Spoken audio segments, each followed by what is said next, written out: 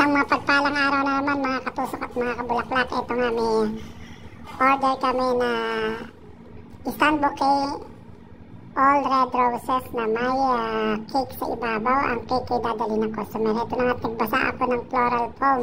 3 floral foam yan, pinaghati-hati ko lang at ginawa ko siyang kudrado in square size, equal size yung ano niya para hindi siya matutumba.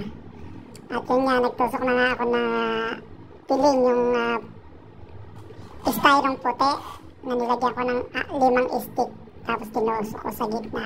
Binasa ko na nga yung floral foam at nilagyan ko ng plastic at itinali ko ng tape. Ayan, tinitingnan ko kung tama na ba yung sukat, tama na yung taas ng lagay ng cake at lalagyan na ng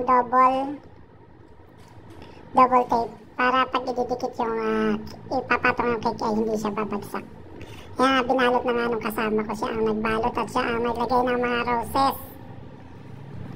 Shout out Enrique! Siya ang nagbalot nito, yan. Shout out and Henry Peter.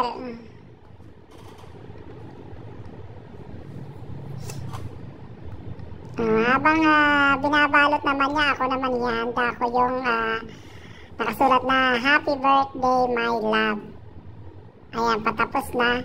Yung puti nyo nakikita na yun, nakaabang na yung double tape para pag ipinatong yung cake ay nakadikit na siya. Yan, tapos na nga at nire-ribbona na lang ng aking kasama na si Enrique.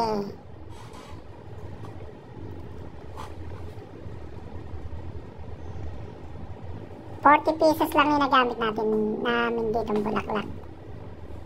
Yan nga yung napiling balot ng customer, black. Sinasuggest namin lagyan ng ibang kulay sa gilid, tapos sa labas ay yung black na lang, pero yan ang gusto niya, all black. Yan, medyo inaayos-ayos yung mga tupi-tupi sa gilid para yung medyo lukot-lukot ay ma-straight. At yung ribbon niya ay yung kapulay na rin ng bulaklak yung nilagay namin.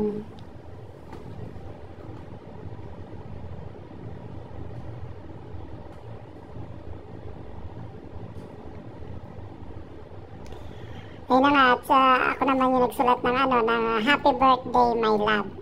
Dahil silver lang naman yung pangkulay ko, sa black ko na rin siya isinulat na wrapping ng bulaklak. Ginupit ko na lang siya, tapos sinulatan ko ng silver na Happy Birthday My Love. Tapos para ma-emphasize yung Happy Birthday, yung letter, dahil silver yung kulay na pang ko, ay ginamitan ko siya ng pandouble na kulay red. Dahil yung sa love ay ginawa kong heart. Yan. Yan na nga, natapos na at nag-picture na. May regalo pa pala yung yung customer na. Yun lamang po at maraming salamat. Have a nice day!